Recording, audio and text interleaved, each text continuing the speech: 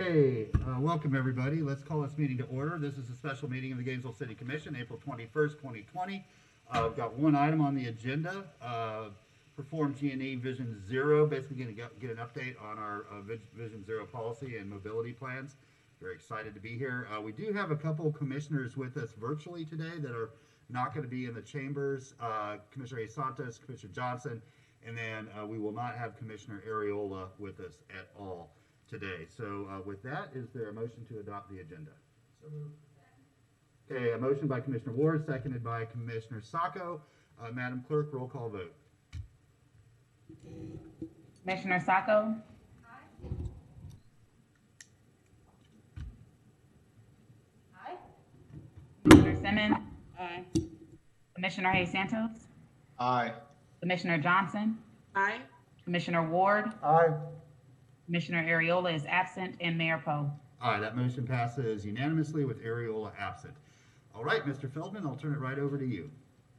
Thank you, Mr. Mayor, members of the commission. I'm going to turn it right over to Melissa McCready, our Director of Transportation and Mobility, and she and her team are going to walk you through the presentation of the report that's attached to your agenda item. Fantastic. Ms. McCready, so good to have you with us. I know how much work has gone into this and how exciting it is to be to this point. So we wait with bated breath. Thank you, Mayor, Commissioners, and Lee. We're here today to give you the update about our Vision Zero efforts that have been underway since we last met with you. And we're also talking about the Vision Zero action strategy. This is all part of the Perform GNV strategic plan process. We convened an internal work group at the beginning of 2020, and we had internal partners that included Public Works, the Fire, GFR, GPD, Department of Sustainable Development, as well as the GCRA was part of the team as well. We had external partners with FDOT, the Department of Transportation, and the University of Florida. What we are bringing forward today is a plan that is focused on prioritizing people. We have used a lot of data analysis to be able to prioritize projects and strategies. And we are really focused on serving our vulnerable populations because, as our data will show, they are the most impacted by traffic crashes. What we have, our team today that is present is Debbie Leisner, who is our Transportation Planning Manager. We also have the rest of our planning team that's in transportation with Scott Wright and Allison Moss. We have Dakova Beatty as well available on the phone, who has done a lot of encouragement in the area and education around bicycle pedestrian. We also have Summer Kirkow with the GPD to help with some of the enforcement information, as well as the encouragement and education pieces that GPD has also been involved in. So with that, I'm going to turn it over to Debbie Leisner to start the presentation. All right, Ms. Leisner, welcome. I know she's here. Hey, thank you. I'm trying to share the screen here. Can you all see it? Okay, so there we go. So like we're basically what's Vision Zero. It is a strategy that basically shifts the focus from reduction in number of collisions to prevention of injuries.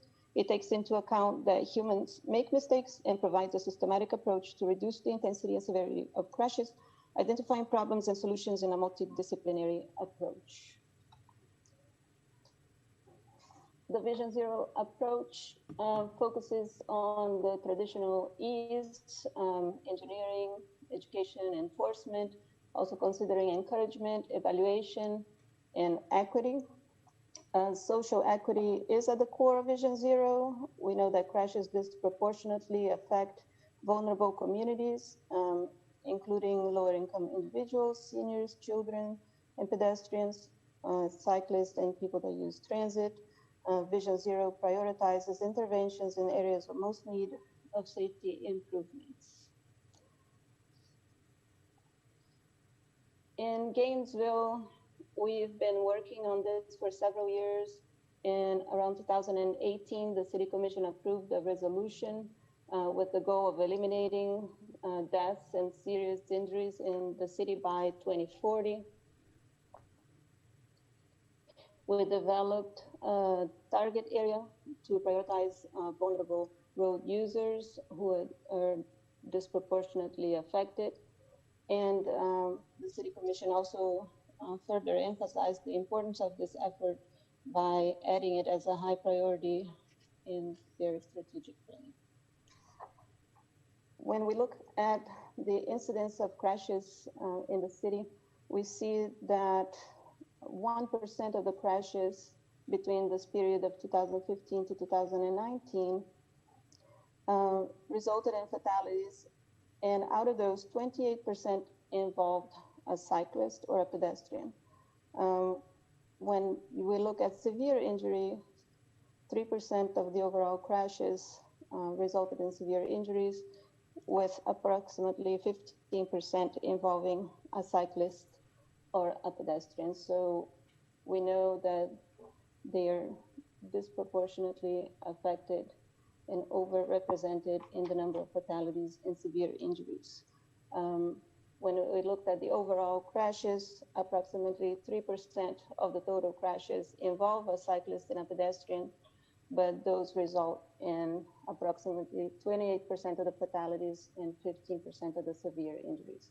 So anytime a cyclist or a pedestrian is involved in a crash, there will be a more severe consequence. So this map represents the overall incidence of bicycle and pedestrian crashes during that period of 2015 to 2019. And you can see here the target area that is pretty much in the core of the city, the area surrounding the University of Florida campus, which is here. So the area encompasses the downtown, East Gainesville, Innovation Square. The area was selected based on the incidence of bicycle and pedestrian crashes, and also based on demographics and characteristics of land use in the area that promote cycling and walking and transit use, which are critical to meet community needs in this area. So the general limits that you see in this map are to the west, Northwest 13th Street and 22nd Street, to the north, Northwest 8th Avenue, to the east, Northeast 15th Street, and to the south, Southeast 7th Avenue and Depot Avenue. And Ms. Leitner, I don't know if you're using external mic or your computer's mic, but your audio is not great. It's kind of coming in and out. I don't know if there's a way for you to fix that or not. Is it better now? That's much better. Yes, thank you. Okay, I'll just hold my mic closer to me. Yeah, that's great. So do I need to repeat anything on the map? No, I don't think so. If you could just hold that closer from that point on. Okay. Oh, and if you pause actually for a question from Commissioner Simmons. Sure. Thank you. Can you tell me what PDO stands for? Yes, it's property damage only. So those are the less severe crashes that are just involving property damage. Oh, property damage. Okay, thank you, ma'am. Yeah. So with that, we are going into the next section of the presentation, looks into the results of a more in-depth crash analysis, and I'll pass it over to Allison Moss.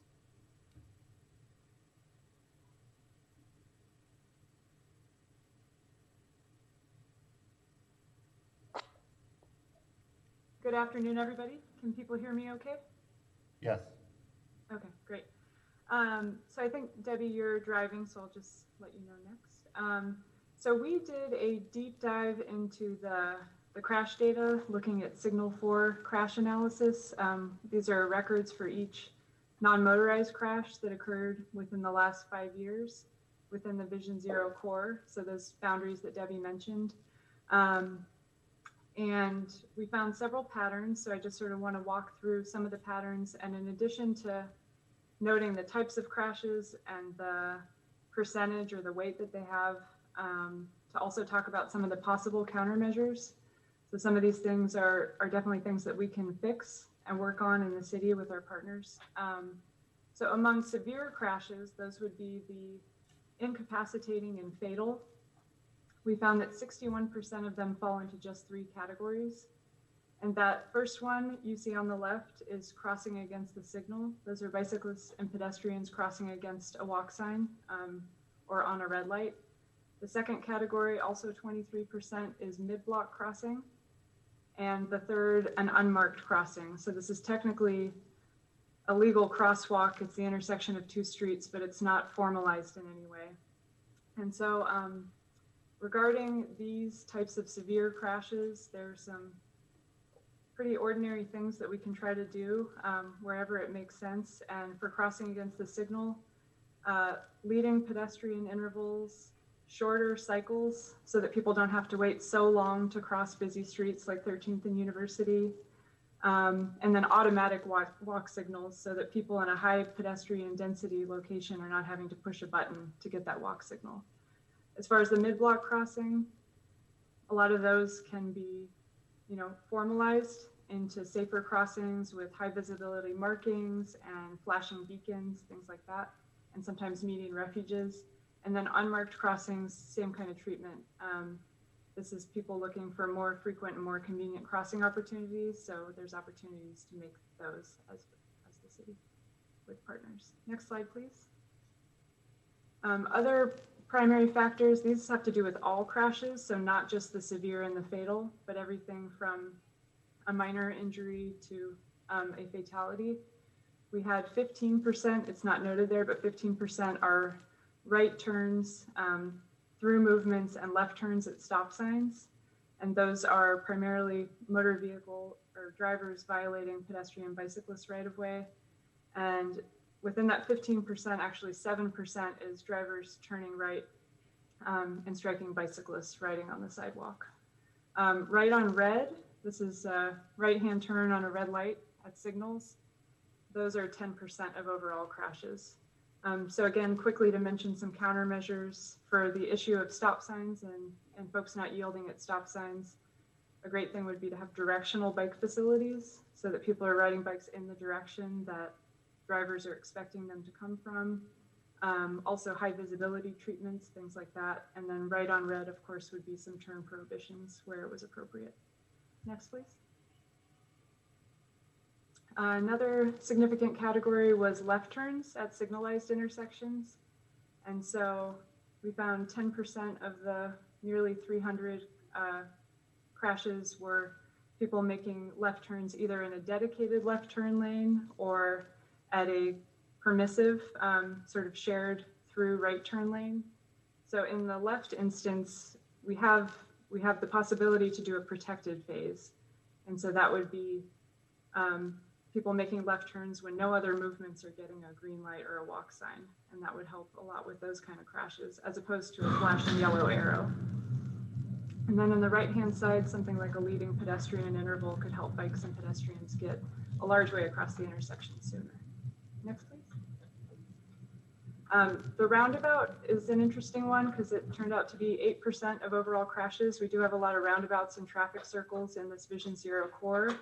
And while they decrease the severity of crashes in general, you don't get T-bone and other sort of severe angle crashes.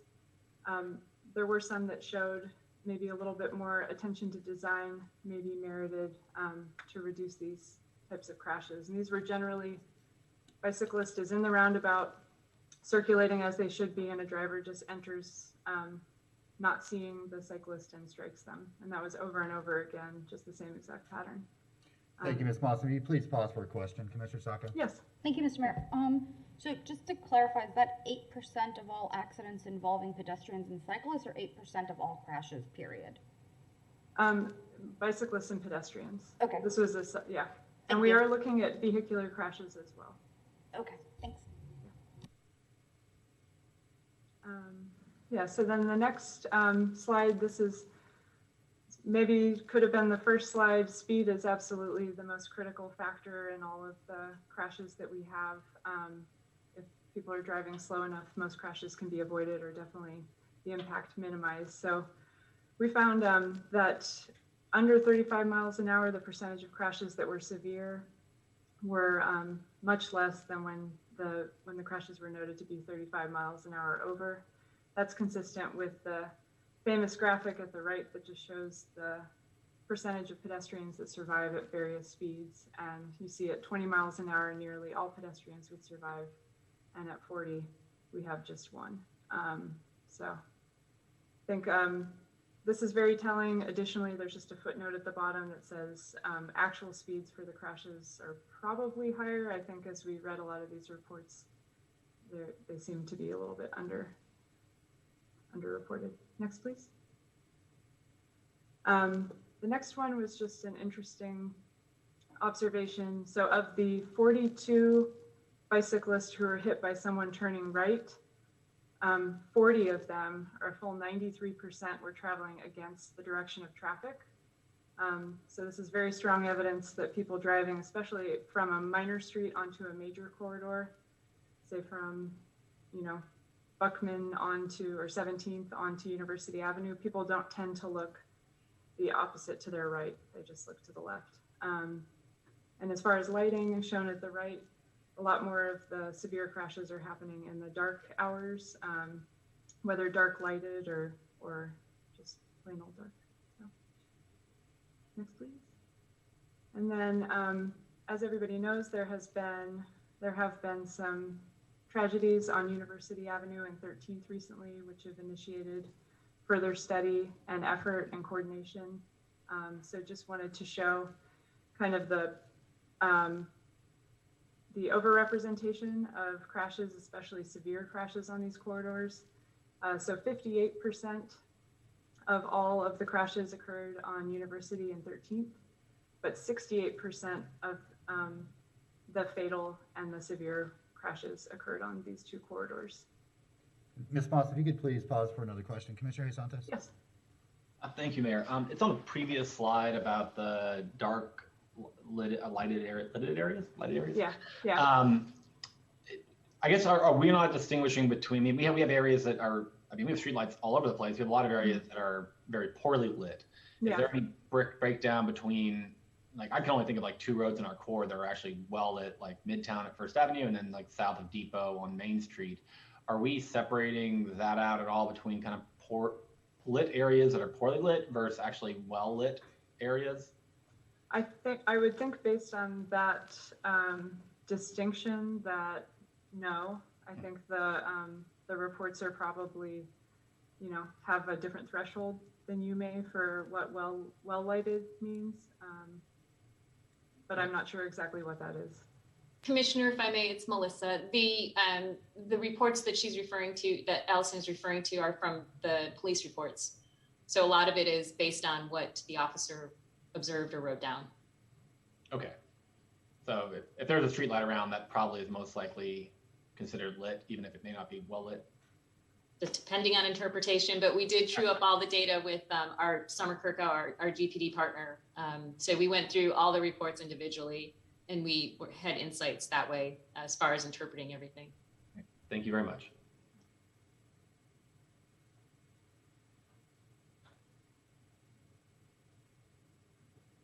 So I think with that, I think I'm passing it back on to Debbie or on to Scott. Next slide, please. Yeah, that would be me. This is Debbie. This is just an overview of the efforts that are currently ongoing along University Avenue. We have seen this graph before when the state representative presented it at the last MTBO meeting. Pretty much we have the signalized intersections. The extent here is 22nd Street to 13th Street. So this is being done in collaboration between the city, the FDOT, and the University of Florida. There is the installation of new traffic signals programmed, funded for this summer. There's installation of temporary speed tables and raised crosswalks, lighting enhancements, reduction of conflict points at intersections with the installation of the one-way pair streets at 14th, 15th, 17th, and 18th. We're There's the consideration of the addition of a multi-use path along the south side of the corridor. That's the green line. There are also modifications of signal timing and implementation of leading pedestrian intervals currently being evaluated. Also, the road classification has been modified to allow the reduction of speed limits. In addition, the city has hired a consultant to evaluate the needs and to create design concepts for further consideration. So we're meeting with the partners on May 3rd to provide further direction to the consultant. So with that, I'll pass it on to Scott to discuss some of the strategies that we're considering. Hey, thanks, Debbie. Can you all hear me now? Yes. Okay, great. So first, just wanted to cover some of the overarching strategies that guide some of our more specific measures that we're looking into. You see the pyramid over there on the left, the graphic that is kind of just emphasizing the fact that we're looking at pedestrians and people safety first, rather than accommodating automobiles in the system. And then, of course, we're looking to increase safety for all transportation users and throughout the entire Vision Zero area, focusing first on that area. And through that effort, we're collaborating with other departments to ensure that we have a holistic approach and an equitable approach. Next. So here's some sort of broad short-term strategies that we have. First, of course, we're going to focus some on some infrastructure improvements, also some policy efforts, including, of course, the Vision Zero policies, but as well looking at the comprehensive plan, the land development code, probably some other documents to see where we can work in some regulations that might support our Vision Zero efforts. And collaboration is a big part of this, community outreach, everything we're going to be doing, we want to work that into it. And then we mentioned specifically there evaluating the feasibility of speed limit reductions. You know, obviously that's a big effort, but also important, as you know, we've shown, as Allison just demonstrated with some of the data that we've looked into. Next. Here's a list of some of the kind of active infrastructure retrofits that we're working on. These are, again, things that are sort of to one degree or another in process. And obviously we might add to this list. I don't even think this is an inclusive list of everything that we're looking at right now in the Vision Zero area, but just some highlights and targeted improvements, again, within that Vision Zero core area. And then here's the map that shows those improvements. This is, again, kind of a working map. I think ultimately we're probably going to have an online interactive map that people can look at and, you know, zoom in and turn some of these projects on and off to explore this a little bit further, because there is a lot of information here. I'll kind of try to provide an overview of some of these projects though. I guess we covered the University Avenue and 13th Street corridors. Of course, that's an effort that's underway today. Additionally, and sort of related to the University Avenue corridor, we're looking at one-way pairs. Those are the yellow lines that you see there. We're looking at 3 sets of one-way pairs that intersect with University Avenue. And it's kind of a twofold purpose there. One is one-waying those streets would reduce the conflicts at the intersections of University Avenue. And then secondly, that would also allow us to incorporate some new bicycle facilities on those streets, as well as enhance some of the existing bicycle facilities. Something that's not on this map, it's off the map actually, is Northeast 15th Street. We just completed actually a restriping project there. That's between 16th Avenue and Northeast 39th Avenue. And like I said, it's off the map, but it is an important project that relates to our Vision Zero efforts. And we were able to, by restriping that road, add bicycle facilities that were sort of an important missing link in the overall system, and then at the same time, kind of visually narrow the roadway to slow the speeds of drivers. Could you please pause for a question, Scott? Commissioner Sure. Simmons? Thank you. So Scott, you were talking about the Northeast 15th Street striping. So that's heading north and south. Can you give us more information on, you just briefly touched on it, is that going to be a connecting point at some point? What are we doing on 15th Street? And how is that, you said it's going to slow down traffic. Can you just explain to me just a little bit more about that project? Sure, of course. So that project's actually completed. Okay. Completed probably a week or so ago, and it's 15th Street Northeast between 16th Avenue and 39th Avenue. And it was a restriping project, so it's not, reconstructing the roadway or anything like that. But basically, because the lane widths were so large there, it was probably encouraging some speeding. And by adding the bike lanes in and kind of narrowing up those lanes, it can help address the speeding issue. And then obviously, of course, allow a safe facility for bicyclists there as well. Okay. So that's what, it was just a restriping, but would kind of further our goals for safety and improve I think that's great for that neighborhood to have those bike lanes, and I think that's really good. Commissioner, if I may, part of it was to close the gap in the network between 39th and 16th where there's existing bike lanes. Additionally, there's schools and parks along the corridor that we wanted to make sure people could access without having to drive there.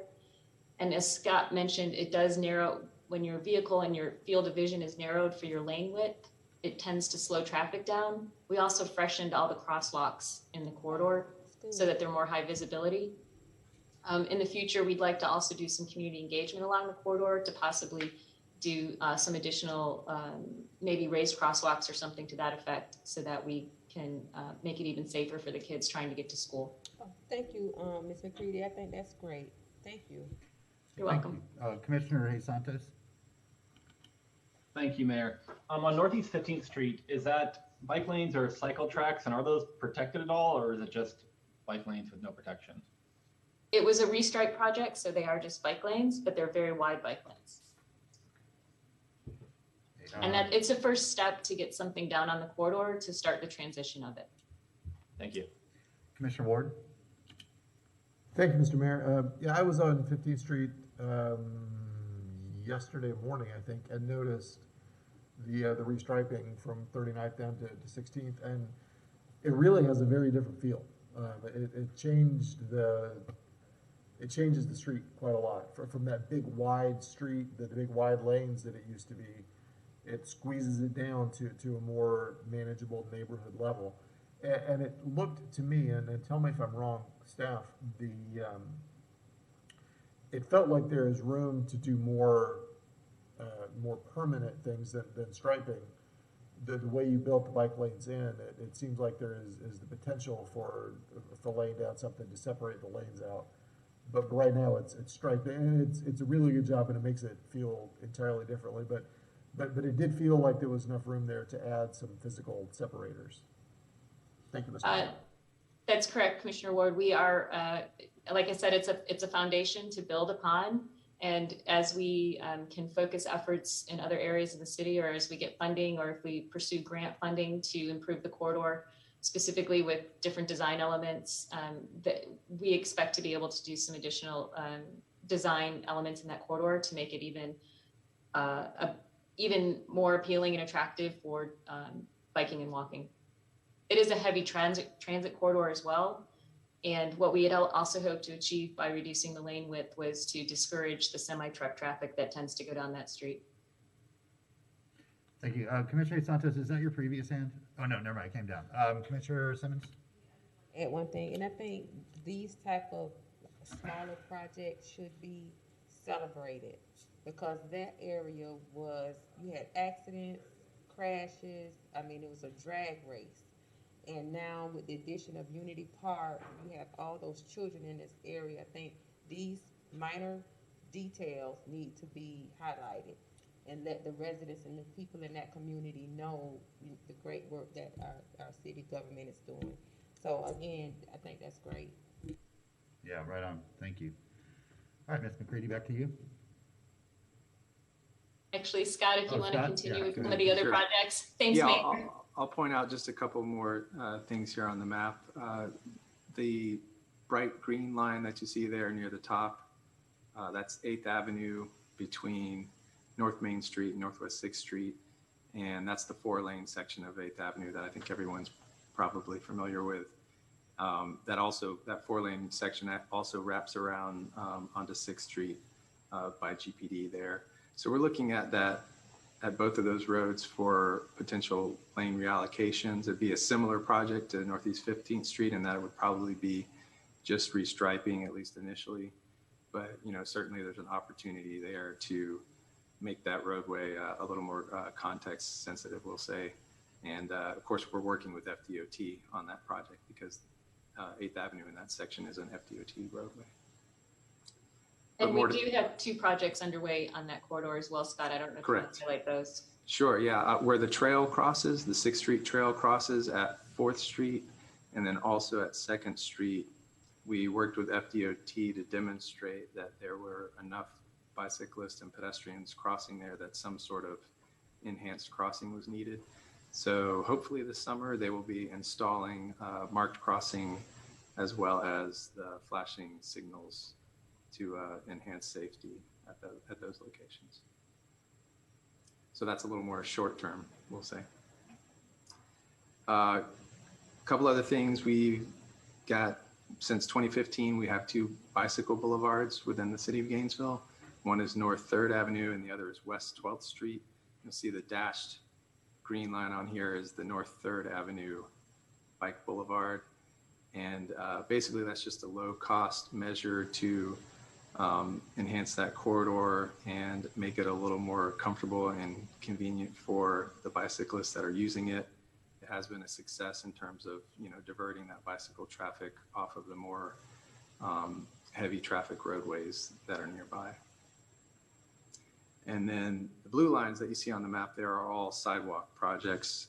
Those are sidewalk projects actually that we previously identified. They are in the Vision Zero area and high priority. We have a ranking system that's based on the comprehensive plan and rank those sidewalks based on some policy guidance there. And so all of those blue line sidewalks you see there, I think we could probably complete within a roughly 5-year time period, we'll say. And then lastly, the blue dots are all curb ramps, existing sidewalk curb ramps. We did a study a couple of years ago to look at all the curb ramps within the city with the goal of ultimately upgrading all of them so that they meet current ADA standards. And through that process also prioritized based on use and density and other factors, prioritize those curb ramps. So you can see there some ramps that were shown to be high priority within that study that also are within the Vision Zero area. And so the goal there is to make those parts of the city around downtown and then also part of the 5th Avenue neighborhood a little better for ADA.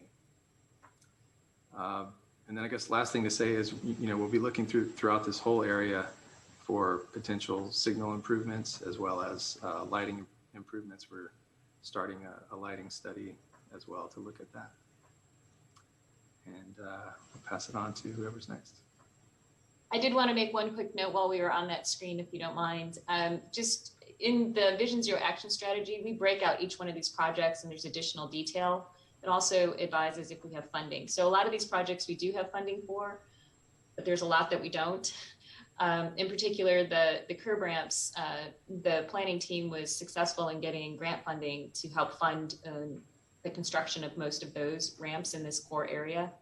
So we are working on where we can find funding from any source we can find it. So I just wanted to point that out. Thanks, Scott.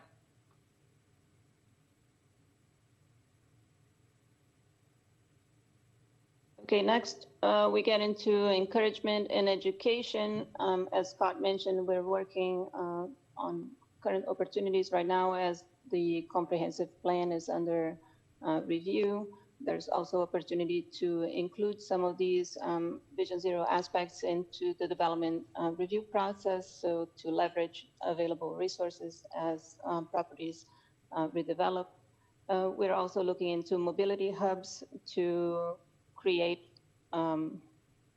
increase accessibility and encourage people to try different modes of transportation as reliable opportunities. Wayfinding signage throughout the system would also encourage usage. And we have a robust elementary and middle school outreach program, Safe Walks program, and Walk to School Day. And I can pass it on to Dakova Beatty if he's on the call and would like to talk a little bit more about that, or if there are any questions about that. Also, Safe Walks to School and Walk to School Day are GPD also has a participation on those.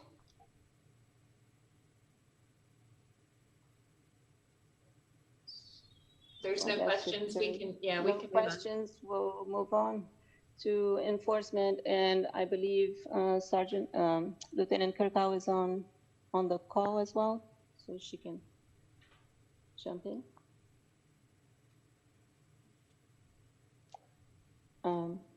If not, I guess I can. Oh, there you are. Okay. So FDOT provided us with 3 grants for the 2021 year. The first one of those is SMART, and it's a safe motorcycle and rider technique program. The second one is Safe Gator, which focuses on DUI education and enforcement. And then the other one is distracted driving, which obviously focuses on education and enforcement of distracted driving. GPD also provides and works in correlation with Department of Mobility with crash analysis and targeted enforcement.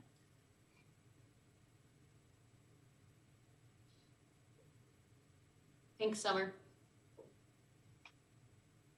Okay, so looking at long-term strategies, we'll continue to look for funding opportunities, looking into staff and resources for planning and enforcement. I'd like to point out that one of the sources that we're looking at right now for funding includes the micromobility program that we're launching this summer. A portion of the revenue for that program was dedicated to a Vision Zero fund. We'll also look into developing performance metrics to evaluate the effectiveness of the solutions that we are implementing, and then in the long term expand the interventions that are successful citywide based on the results that we see in this core area. We'll continue to implement in projects, maintain a current project list with identified needs, and maintain that interactive map that Scott mentioned earlier, and also continue with our outreach efforts. So that concludes the presentation, so we can open up for questions and discussion. Okay, thank you all for your participation in that presentation. We'll turn to Commissioner Saka. Commissioner, could you said that we're in the process of looking up speed reduction. There's a whole process to that. Could you remind me what it looks like again? Someone? For the speed reduction for the different corridors? For university, because I think that's the one that FDOT is currently analyzing or going to start analyzing for speed reduction. Correct. So the speed tables are supposed to be going in the next few weeks. And then once those speed tables are in and the engineer at FDOT determines that it's okay to reduce the speed limits to 25, then he will authorize that.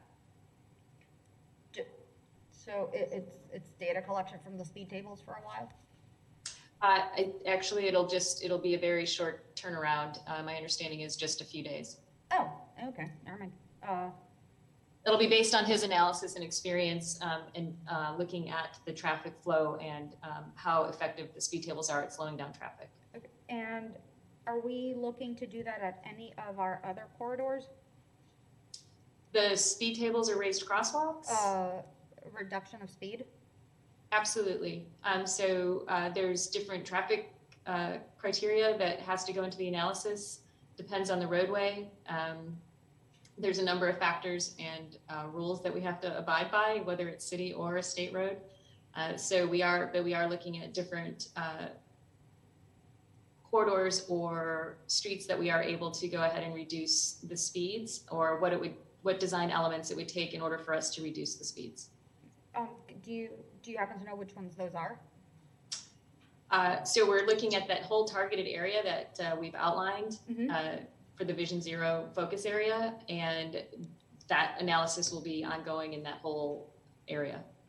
Okay. And for raised crosswalks or the lighted crossing signs that can be mid-block, have we identified other areas that we could put them in?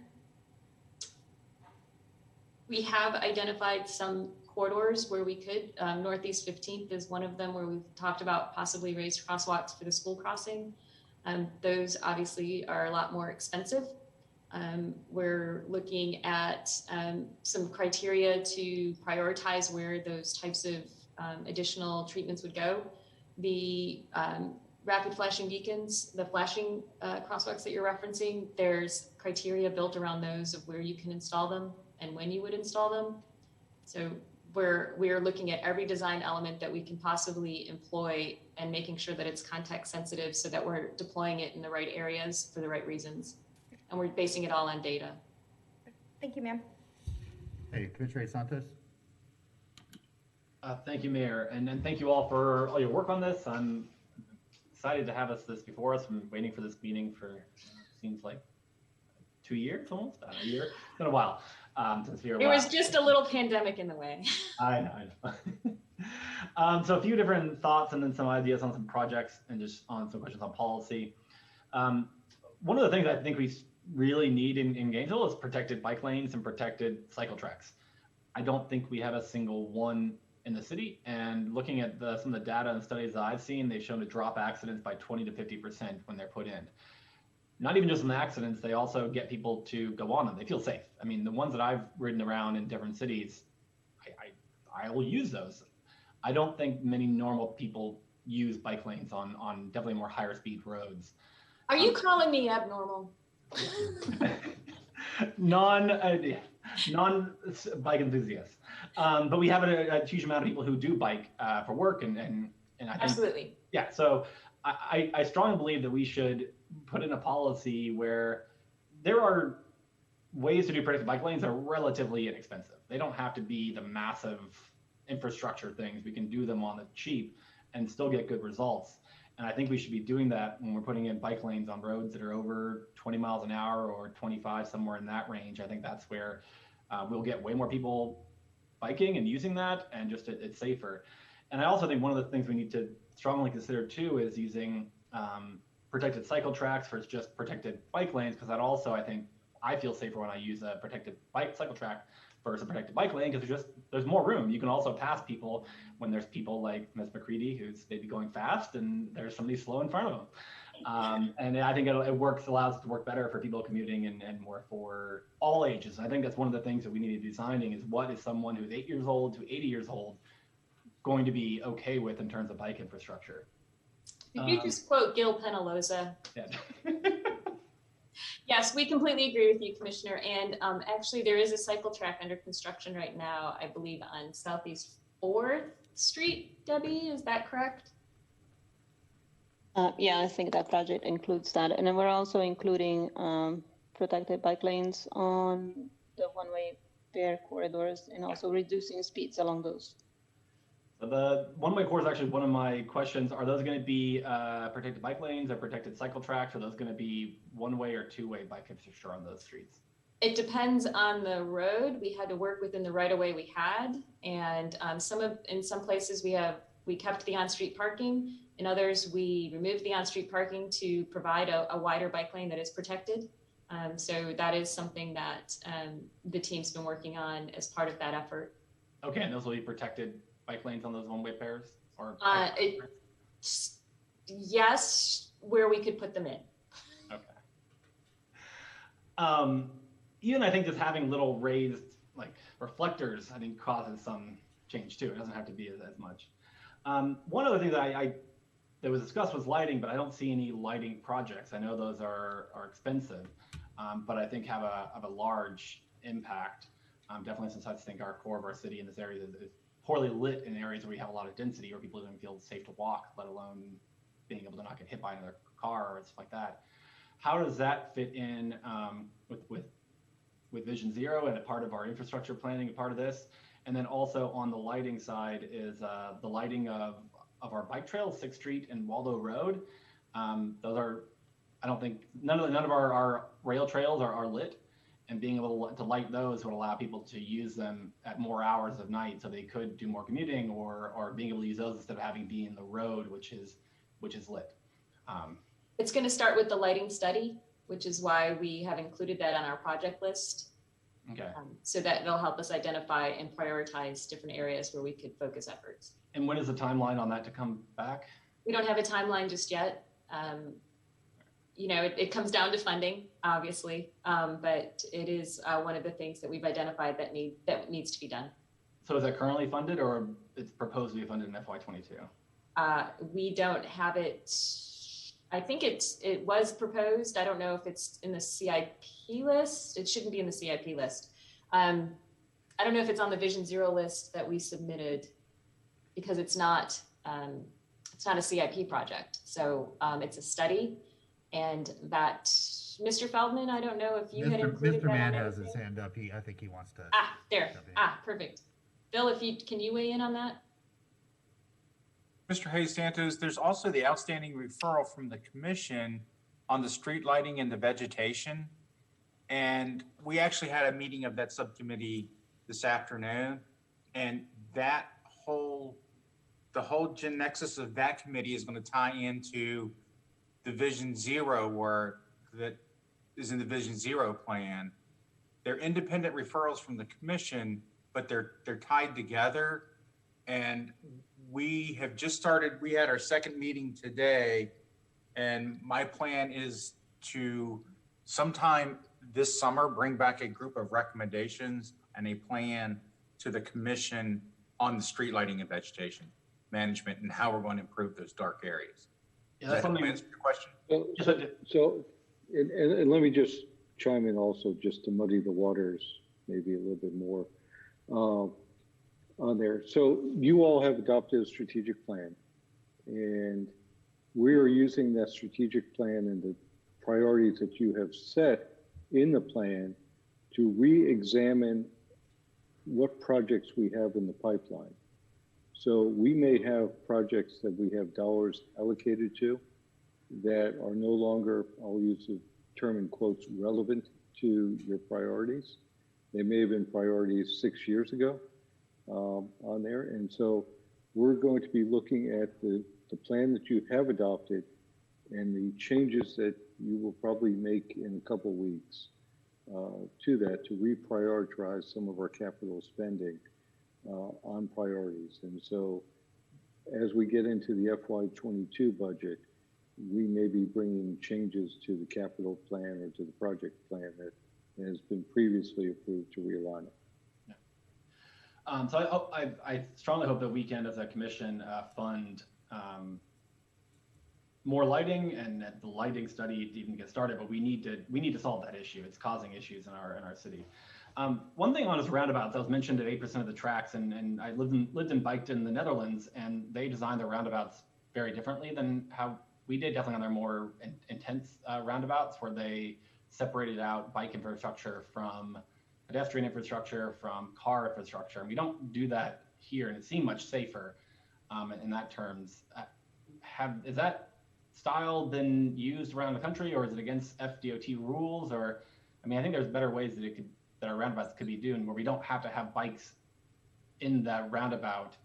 And I think asking them to go on the sidewalk doesn't really work either. I don't know if that's something we've looked at in terms of our design standards for roundabouts, or is a FDOT rule? I could answer briefly. To design roundabouts in the Dutch way, with having cycle tracks wrap around and hit the street at a full 90 degrees, and with at least a car length kind of width between the traveled way and the path, takes a lot of right of way, like quite a lot. So in our built out urban conditions, we probably wouldn't be able to do something like that without, you know, getting a lot of land from our neighbors. But, you know, there can be sort of neighborhood traffic circles, which are a much smaller footprint, and then there's kind of hybrids in the middle. And I think there can be key features that are borrowed from the Dutch design, but getting that geometry perfect typically takes a lot of right of way. But there are other things we could probably do to slow motor vehicles on the approach. Because I bike the city all the time, and I've noticed a lot of people just kind of enter rather than yield to the circle, they just go. So to get people a little bit more heads up upon the approach could potentially be beneficial. So I hope that's one of the things that we can update in terms of our policy and some of the short terms of standards, new standards that we put in that are Vision Zero standards for how we create our roads and things like that. The automatic crosswalks, I'm glad to hear we're adding those. It's something that has bugged me for a long time. Do we have a list of where those are being implemented? Not yet. Again, that's going to be based on data and analysis and where they make sense. Okay. So do you know what the timeline is on that? I mean, some of them are like in our downtown should just be that way. We're looking at the entire staff, and we have a lot of priorities. So it is a priority, and we are working on it. I don't have a timeline for it. Well, hopefully we can fund more positions in this in the coming year budget, because I think it's very important to save lives. One other thing is just the travel lane standards. I see when we restripe some new roads, many times they're not at kind of, I think the Vision Zero recommended of like 10-foot lanes and things like that, or even smaller lanes, and we keep redoing lanes. I'm glad to hear about Northeast 15th Street, but is that in our policies to actually restripe roads at a safer width, or is that just something we're doing kind of ad hoc? Debbie, I can let you speak to that better. I mean, I only have the 2.5-year history here. Since I've been here, I have asked for 10 or 10.5-foot lanes whenever I've weighed in. But I don't know, I think we follow mostly the design standards that we have adopted in the city. Debbie, is that correct? Yeah, and the MTPO has also design standards, but I believe we do try to the extent possible to decrease the lane widths based on the context of the road and the traffic volumes and service for transit and all the other different considerations. So we are always looking at opportunities to do that. I hope we can put that more into a stronger policy where that's the case the vast majority of time, and it's otherwise, if we want to make it different, it has to be a very good reason. One question on cycle boxes at intersections. Is that something that we are considering adding in other places throughout the city, or is that not something that staff is recommending? We haven't really, Debbie, go ahead. I don't know if we've identified any additional locations. I think we have new potential locations, but I believe what we had was an interim approval, and we need to seek further approval from the federal level to be able to implement those. So we're looking into that. One on the right turns, stopping right on red right turns at busy areas. I'm glad that's something we're considering. Do we have intersections this is being proposed, or is that something that needs to still be looked at? Again, it's based on the data, and we're still looking at it. This analysis is something that we have just been able to do because we hired Allison Moss in November, and she's been quite busy since then. So she's the one that's been doing all the data, the in-depth, detailed data analysis, where before it was just Debbie and Scott. So yeah, we're working on it. Great to hear. And then I guess the same question on the protected left turns at high-risk intersections. Is that the same issue as well? Yes. Okay. So, and we'll be working with Emmanuel Posadas, who's also on the call today, who runs our signal systems, to make sure that we're coordinating the effort and looking at the data. And then with the micro, I guess one of the things about protected bike lanes is we're going to have probably more micro-ability scooters out there, and that's something they could easily use and more would want to use those more to keep them off sidewalks. I apologize for taking so many questions, just been saving things up for quite a while. I guess one other thing too that we've done in our past, and I guess when we're looking through our CIP program, I'd like for us to consider is many times we design our roads to look very pretty, and that's great. But that costs a lot of money, and they're not always designed for safety, and maybe those dollars could be spent in another place instead of having to make them as pretty. So that's one thing I'd like for us to consider as well in terms of on our capital improvements is trying to make them as safe as possible and doing kind of cheaper options, and then we'd be able to spread that out instead of trying to make them as beautiful as much as possible with medians and all stuff like that, which cost a lot of that. Those are costly infrastructure things.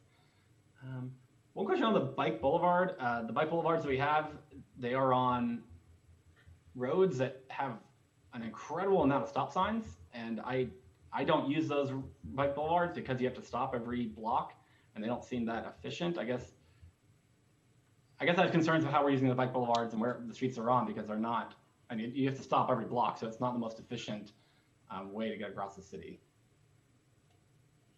Scott, did you do counts on those? Yeah, so we, I'll take this one. So we actually that is something that's under consideration as Debbie, you're breaking up awful. Yeah, Ms. Moss, I think you were prepared to answer that. Okay. So yeah, we are actually getting traffic counts presently. We've identified several locations where we think, based on other safety considerations, we'd probably be able to either flip the stop sign, so prioritize the bike travel on the corridor, or to do an always stop if that seems to be the safest thing. But in general, agreed, and that's something we're looking into retrofitting. Great, thank you. They're also on the most hilly roads as possible too. It's a good workout while you're at it. There you go. One other, and I guess I don't really see a lot of the same bike infrastructure crossing the city, going from east to west and north to south. I mean, even the proposed ones, there may be some protected, a bike lane, and then it switches to a bike boulevard. And I don't think that creates a good kind of infrastructure. I think it should be the same all the way through, and then people will use that. I think one example is Northeast 9th Street. The southern portion looks like it's planned to be a bike boulevard, and that could be a protected cycle track that goes all the way up that would then connect to Northeast 15th Street too. The parking on that street is not, I live right next to that, and that's not, the parking's never used.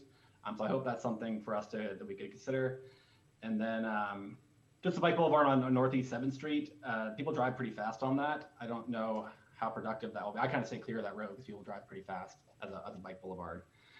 And then as an east-west transit, we don't really have any east-west transit corridors for bike either, really too much. We do like on Second. Yes, but the Second Avenue, but that stops at 13th Street too. So kind of going further east-west in the northern portion.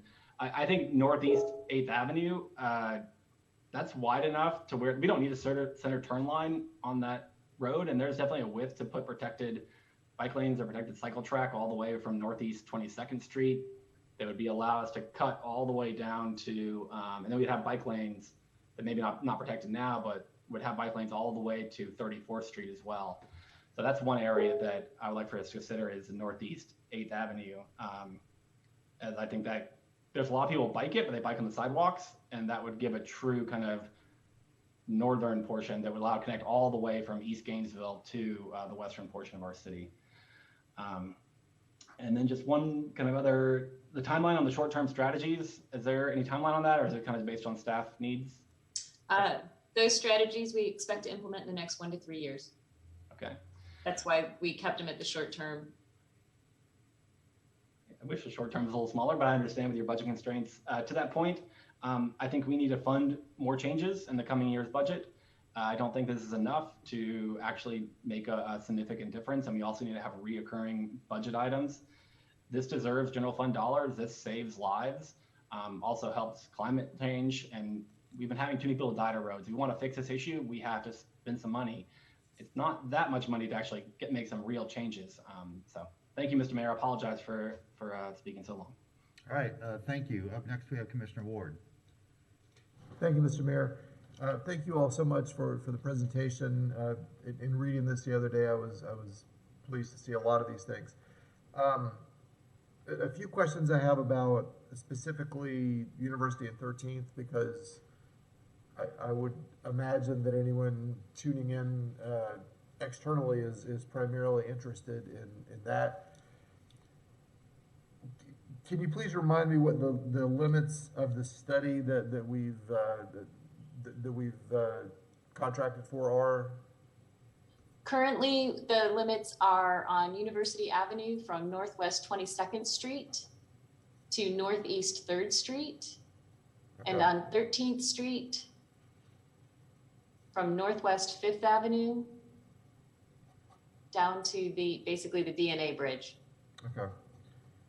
And then on May 6th, you'll have a agenda item before you to extend the limits as requested.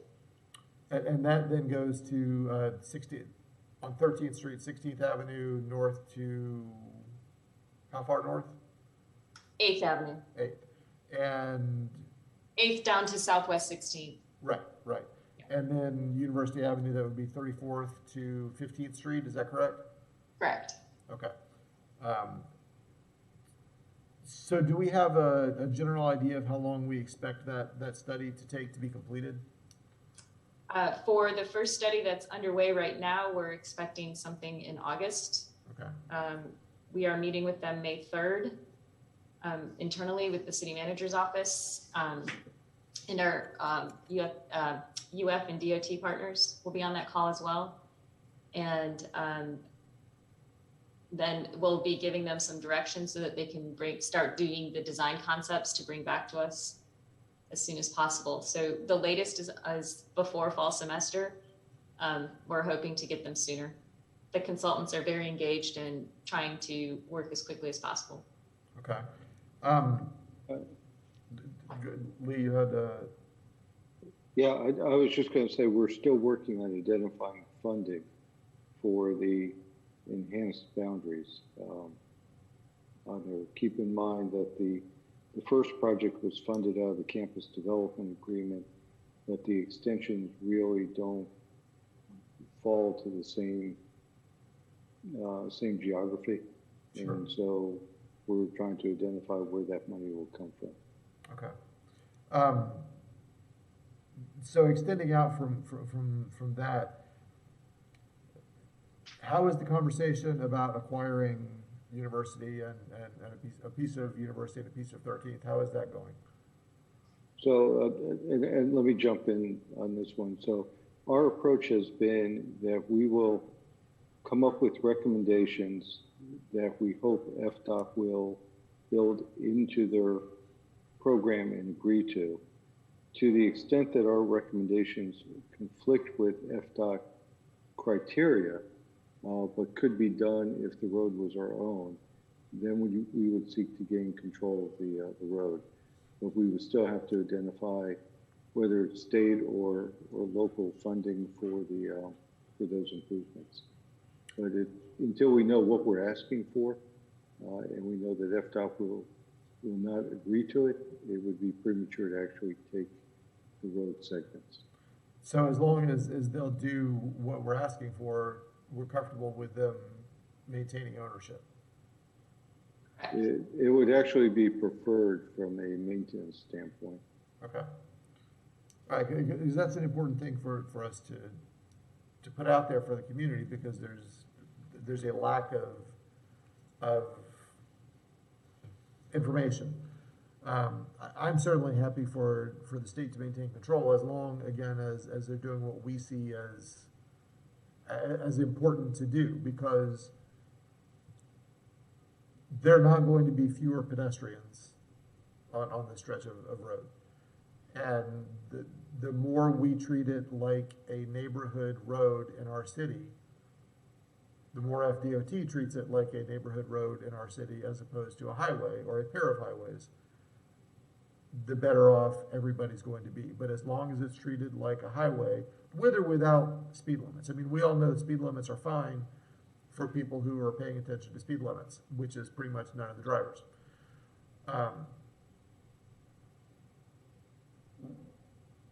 the more,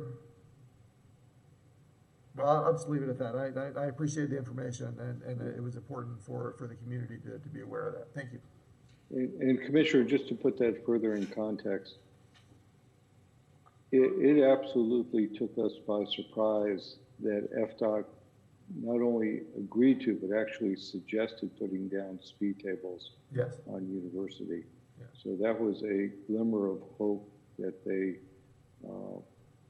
understand the context of the road needs to change.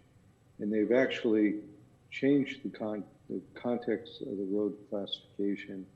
And this way technical from my side, but I think it's from C5 down to C4. Other way, which Lee. is, okay, from C4 to C5 on there, which again is something that we never envisioned that FDOT would do. So at this point, they seem to be working in partnership with the same objective as we have. So what I've learned over the last 4 months is that FDOT can do some very context-sensitive things that are useful, and that in other districts, it's not uncommon at all for them to do that. I'm glad to see that's happening more in this district, and I appreciate the work our staff has done to work with FDOT to get us in a better position there. So thank you. Can whoever is screen sharing, please stop screen sharing? That'd be very helpful. Commissioner Simmons, thank you. Mayor, how is the proposed bike boulevards determined? How do you determine where do we put the bike boulevards? Debbie or Scott, do you want to answer that one? Yeah, it was a study based on the needs of the area. Those 3rd Avenue and 12th Street were selected because of the proximity to 13th Street and University Avenue, which were constrained facilities where there is a desire for bicycle and pedestrian travel, but the locations are not appropriate and they didn't have the right of way sufficient to add bicycle facilities along the corridors. So those are parallel corridors that in the closest proximity. So also considering the speed limits and what they connect, and we made some modifications at the time to the intersection control to allow better flow, but we continue to refine that. As Allison mentioned, we're doing some studies there this fall to collect data and try to improve the connections. Also, we're looking into the intersections to improve, facilitate the movements of the micromobility, but primarily the traffic volumes, the presence of speed tables and traffic calming along those corridors, and the desired lines for travel. Okay, I totally did not get any of what you said. It was kind of muffled, mumbled, and extremely fast, but I think I took away from it. It's based on activity in a certain area. That's what I gathered from it. So, yeah, Yes, Commissioner, that's correct. It's based on the paths of travel that we know people are taking, and it was to provide just a low volume streets as alternative corridors for folks who are out on their bikes. and what I would like to see is more attention to the eastern part of the city with the bike boulevards, because we do have a lot of residents in these low impactful areas that do ride their bikes to the grocery stores and to Absolutely. yeah, shopping, heading, Main Street, and I think this would be something that would benefit that area, and I would love to see more of that. Yeah, we need to look at how we can implement some of these bike boulevards in the eastern part of the city. I think that'd be great. Also, can you explain to me the potential wounders? How do you figure out where that's gonna take place. If I said the word correctly. I think You did. They're Wooners. It's a yeah. Dutch design. It's a street that's built really for people, but it allows car movement at greatly reduced speeds. There's different elements in the designs. Usually it's curbless. Usually there's some sort of brick street or textured street. You can find trees in those tree wells that cause the street to have a chicane effect, where you would have bulb outs of trees into the road right of way, so cars have to drive slower and shift. Usually these are not long sections. They're about, the ones that we've identified are a block or 2 blocks long, surrounded by residential, so not a lot of through car traffic. It's places where you can add green space. And one of the first ones that we worked with the developer on happened to be up on 5th Avenue and 13th Street. They're putting in a lot of apartment units, and they had to reconstruct the street anyway, a block segment. And so we asked them to add a Woonerf, and they're doing that there. But that's the idea of a Woonerf is just to add some additional pedestrian space that's welcoming, and we're looking for areas of the city where we might be able to add more of those. But we've just identified a few so far, because we're still looking at different street segments where they make sense. So you look, because I'm looking at the map and I see a potential site off of Depot Avenue, Depot and 6th Street, and it's not actually on 6th Street, but it's looks like a Porter's community. Maybe I'm wrong, but that's what it looks like to me. So I'm interested in knowing how that would impact the community, and how it would slow traffic down on the street, and it brings a space that's more for people. What street is this? Melissa, what street is this on? Is it 5th Street or 3rd? Scott, can you speak to that? I don't have the map. Yes, that's Southwest 5th Street, where we're showing a Woonerf there. And you're correct, that is going through the Porter's neighborhood. I should say that the two of those that we show on the map are very conceptual in nature.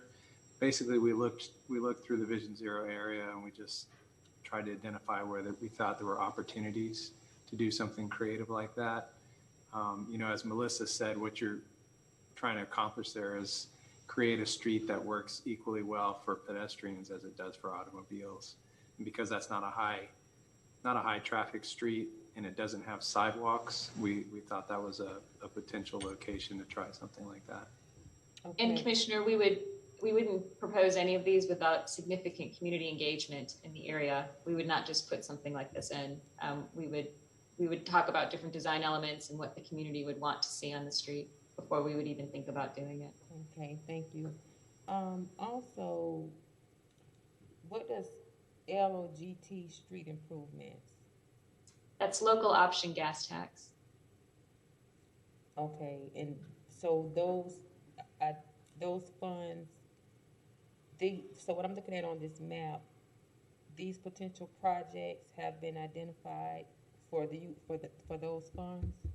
Correct. And what type of projects or street improvements are we talking about? Scott, I'm going to need your help on this again, or Debbie.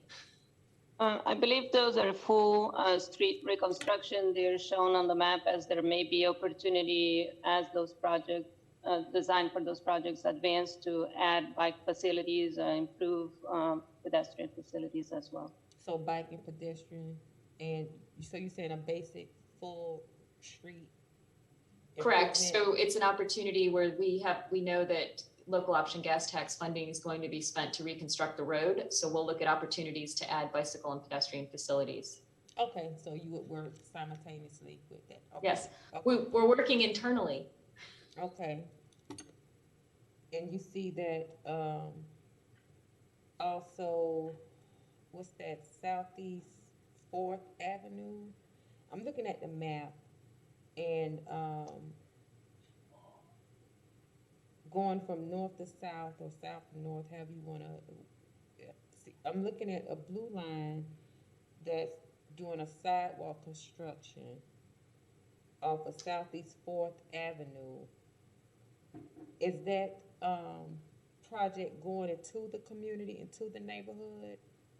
That is a sidewalk gap that's been identified for a priority project that we would like to pursue. Okay. It's just a gap in the sidewalk network, so we would want to close the gap. Okay, that's basically that. Okay, and also, so, looking at the gas tax, street improvements heading north on that same, street. And that's just to look at the, reconstruction of that whole street, well, that area. Is that what I'm seeing? Which street are you looking at again? Go north. Talking about these. Yeah, The pink? Uh-huh. Yeah. Yeah, Uh, that's the segment of Northeast 9th Street that Commissioner Hayes Santos was mentioning. So there may be opportunity here to do something different with the corridor, reallocating the space. Correct. Okay. So yeah, that's 8th and 9th. Okay, okay, that makes sense. Okay. Okay, thank you, Mayor. Thank you, Commissioner Santos. Thank you, Mayor. Two quick questions. To Commissioner Ward's point about University Avenue, I also have a question on 8th Avenue between 6th Street and Main Street. What kind of is the status of that process with the DOT? So we have talked to DOT about design of just repurposing existing lane striping to be able to add a bike lane or some sort of bike facility, protected or otherwise. And we are in talks with them regarding the design. There's nothing finalized just yet, but then the two crosswalks and the lighting with those crosswalks are going in this summer. Is there any timeline on that, changing it from 8th to, or from Main to 6th? From 4 lanes to 2 lanes or 3 lanes or 5 lanes to 3 lanes? There's no timeline because we don't have a final design, and we would need to find funding to stripe it if it's just a striping project. If it ends up being more, it would be in the $1 million range. Okay. All right. Thank you very much. Okay, thank you all of you that put the time and effort into this. It's hopeful. I do have a quick technical question. Has there been any consideration or analysis on putting in-road lighting, flashing lights at any of these corridors we're talking about? I mean, certainly University 13th at those lighted crossings. Also, I'm thinking Williston Road, where FDOT is doing some improvements. And I don't know if I'm calling them the right thing, but you know what I'm talking about? They're like. Are you talking the lights that flash that are embedded in the crosswalk? Correct. So we haven't really looked at that. It is a tool in the toolbox. Part of the challenge with those is that there aren't the safety studies don't really show that there's a measurable difference in safety. There's a lot of other treatments that we've been more focused on, like overhead lighting or the street signals having a lead pedestrian interval or having high visibility crosswalks, things that we know provide a measurable safety benefit. Those are certainly something that we have, but it hasn't been a priority thing that we've been looking at. Okay, thank you. So, at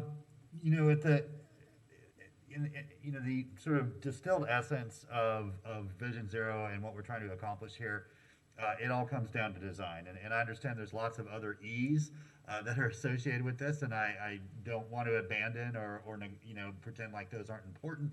But it really comes down to opportunities where we can redesign corridors, especially our high volume corridors, that, for better or for worse, are usually not operated and controlled by the city of Gainesville.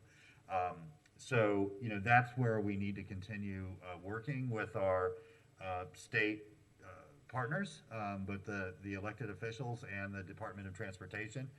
What I believe, because I look at this Vision Zero sort of area, and I understand why you chose it. Like, I totally get that.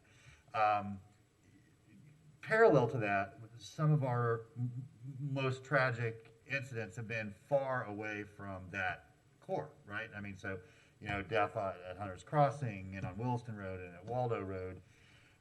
And so, I understand the need to start where we are, and I totally support that. And I'm ready, willing, and able to put, whatever we need behind that, from funding to formal policy implementation to get that started. We need to, at the same time, not lose sight of these other very dangerous areas. And I think more than anything, our community needs to hear that we're not, this isn't a University of Florida project. We're not just paying attention to the area adjacent to the University of Florida. It's other areas as well. It's just that happens to be where the greatest number of people are, that are on foot or on bikes or on scooters are coming into contact with automobiles, and that's where the danger comes in. I think as we move this forward, continuing to look at the data and looking where our fatalities and serious crashes are that are not necessarily inside that zone that you've created, and being very intentional about what measures we're taking or how we're working with FDOT to address those. As has been mentioned by several of my colleagues, as well as many of you on staff, this comes down to a resource and staff capacity and funding issue.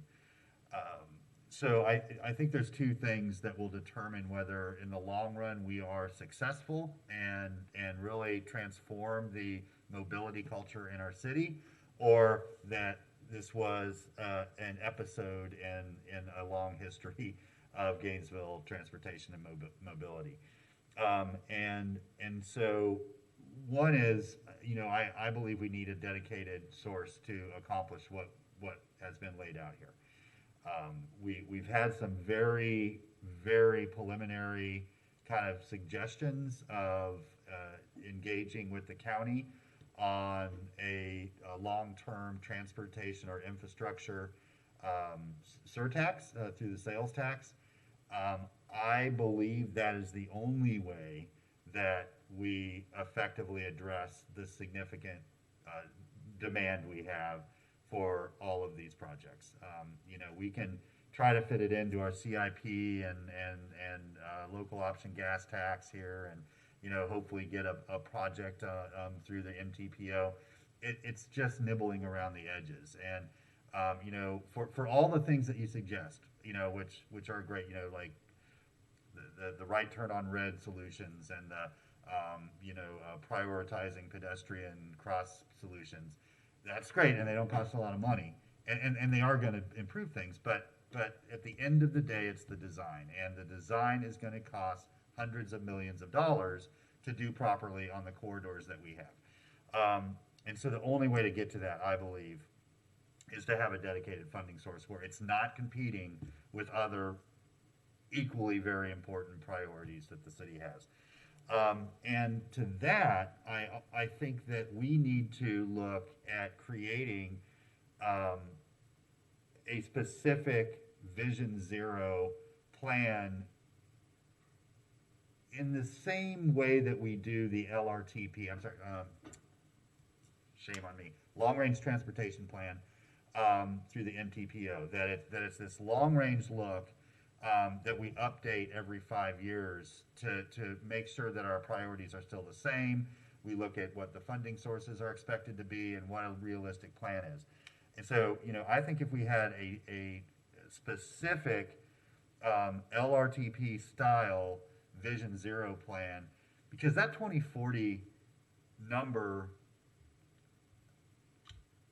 hey, I know we're being realistic, okay?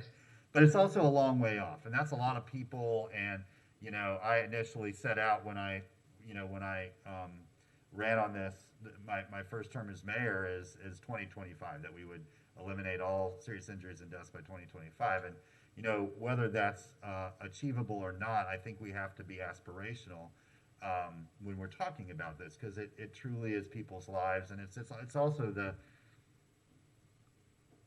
the character of our community. I mean, what is this a safe place for everybody? Is that, I mean, it's rooted in equity. You know, are we making sure we're putting the resources towards the areas of greatest need? And I think clearly in our community, when it comes to mobility, those are pedestrian safety, bicycle safety. We're trying to turn a century of auto-centric policy and design around, and so we need to weight the priorities towards those other sides. So you know, I think for me to be at peace with this 19-year plan now, you know, we need to have that really well thought out, you know, adopted plan, because we don't do that with CIP. We don't. I mean, we do it with MTO, with the LRTP, but you know, even in the city, we're basically looking 5 years out, because anything beyond that, there's funding uncertainty. But if we can get a dedicated funding source, then I think we're really in a position to create a realistic, achievable plan that will completely change the ease and the safety of how people move around our city. So I would like to continue having that conversation. You know, I do believe that there is interest and appetite at the county to do this. You know, I think that also shows our colleagues at the state that we have significant skin in this game. We're not just going to them with hat in hand, saying, you know, we need you to do all these things, that we're willing to match and participate. You know, if you know, if they're willing to work on the design standards that are going to work here in Gainesville. So you know, that's my piece. But you know, just let me again recognize the incredible amount of work and effort under extremely difficult circumstances. And I know how dedicated and passionate each of you are in this area and to these solutions. You are users. You are the people who are, you know, affected by this on a daily basis, because you're bike commuters. You're, you know, I have an incredible amount of faith and trust in the work that you're doing.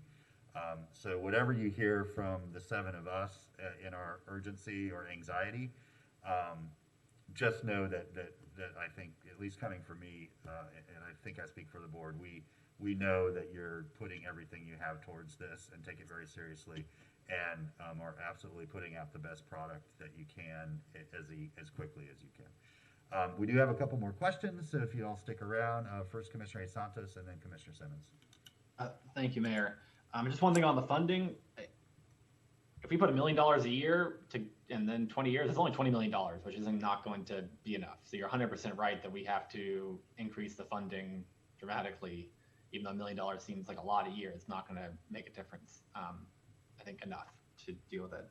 I was looking at the hotspot map, and I noticed that pretty much every single place on the map is a intersection with a state road that has like a yellow, except for Southwest 20th Road, where it's city and county roads intersecting, and those are both have the yellow as the highest amount of interactions.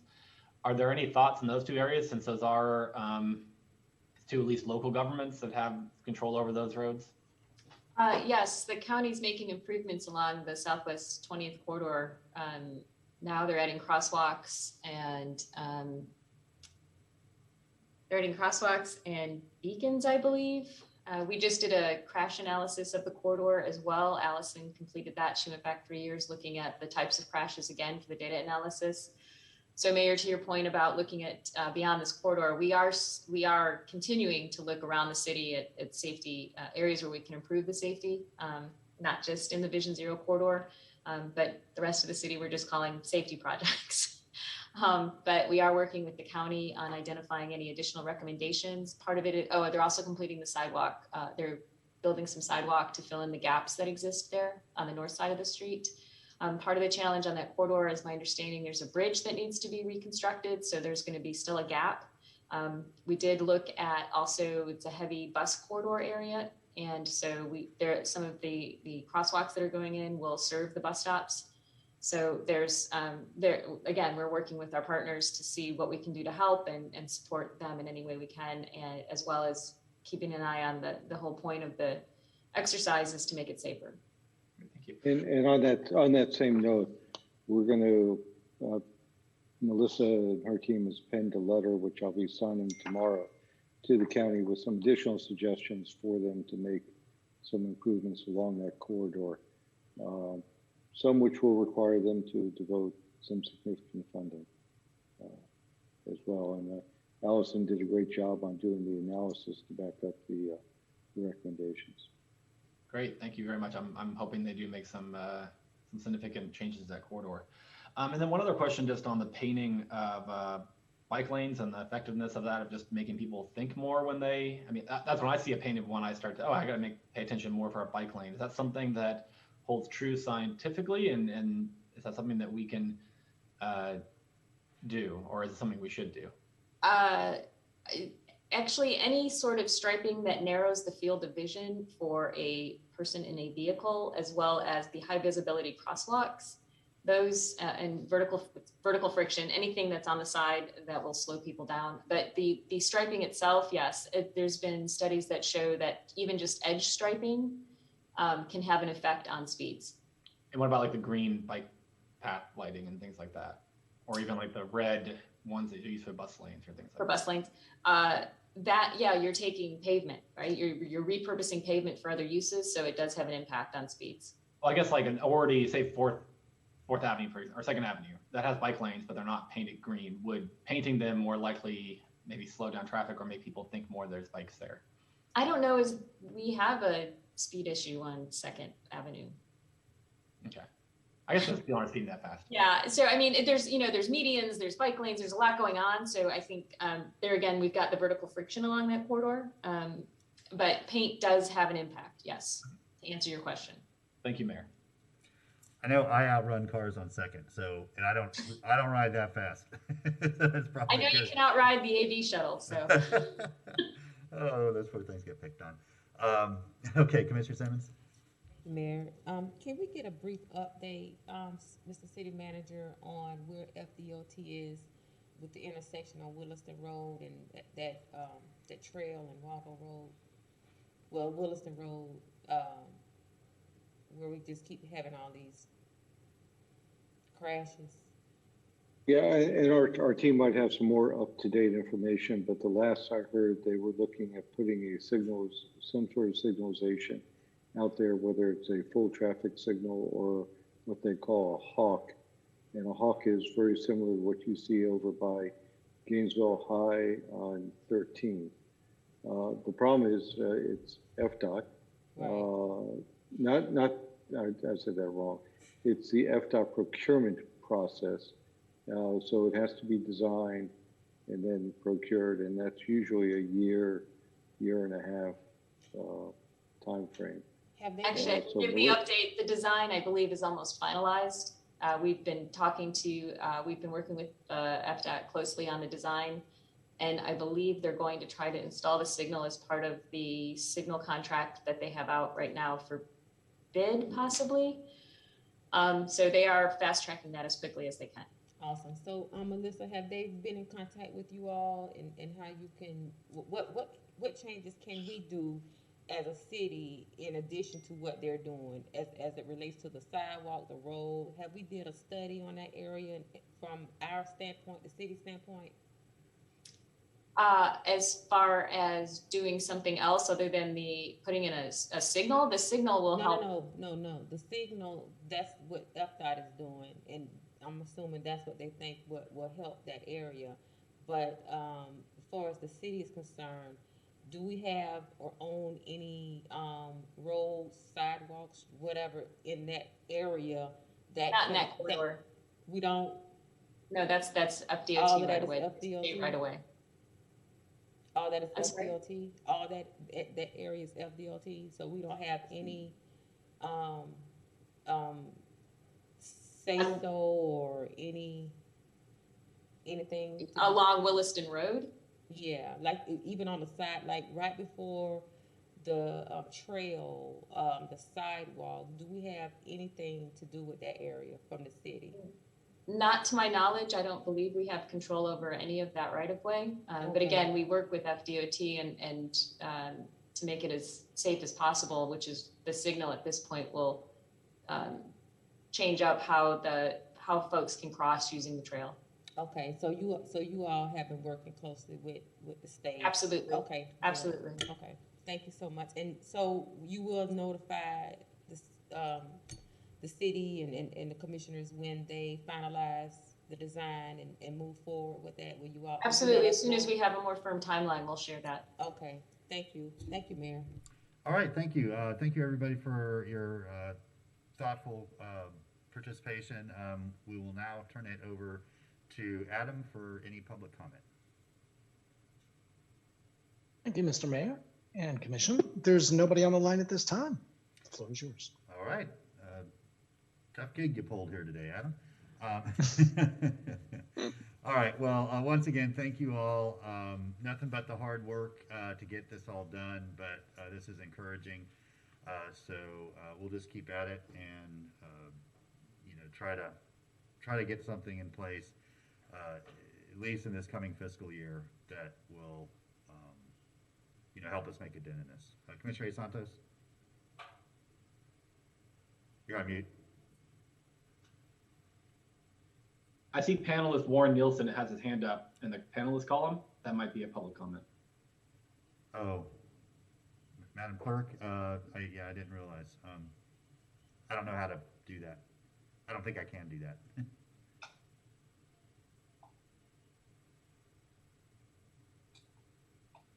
I believe we have one person that is in the attendees list that would like to speak. Just a moment. I believe that's Mr. Nielsen. You should be able to unmute at this time. Okay, so Warren, if you can unmute, I think. I did. Can you hear me now? We can, yes. Okay, good. Real quick, I'd like to offer some perspective that perhaps most of you don't have, analogous to what size project you're dealing with. I was there at the beginning of the depot project, and I got to tell you, number one, it takes absolute perseverance, and number two, it takes adoption of many partners, and particularly many funding sources. You got to be imaginative. We had just about every agency in the city, county, and state involved, and we kept knocking on the door. And one of the things we did, we went to Congress. Even at this time, it wasn't necessarily a particularly, if you want to use the word, progressive Congress. And we got funds from the Environmental Protection Agency and others. So what I would ask you to do is think really broad spectrum on getting funding for this, so we don't take the 20 years that it took to get depot done. And one of the things I would suggest is talk to your national lobbyist. And we have a new administration. We have a mayor as Secretary of Transportation from a university town that may have some interest in our vision. I don't know, this may be pie in the sky, but if it isn't, I think it would be a tremendous boost for what we're doing.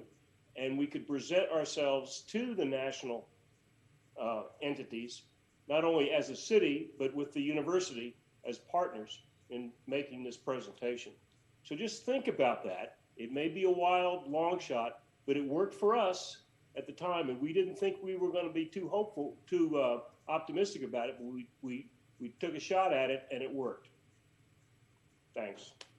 Yeah, thank you, Mr. Nielsen, and absolutely, I am incredibly excited to revisit the Federal Department of Transportation. The last time I was there was just over 4 years ago, and we've been working very closely with them and had some great relationships.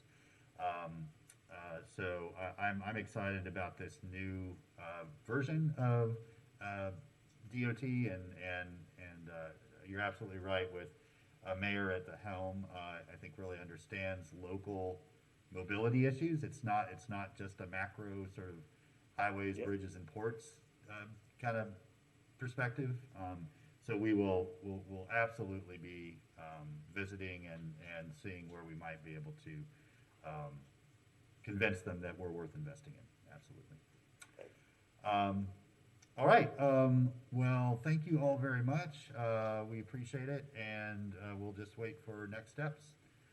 Everybody have a great evening, and this meeting is adjourned. I want to thank Lieutenant Ferrara and Officer Guion, who are GPD officers with us tonight, and as always, Miss Malden here keeping us so fresh and so clean, even though there was nobody in chambers today. Thank you all for being with us this afternoon. This meeting is adjourned.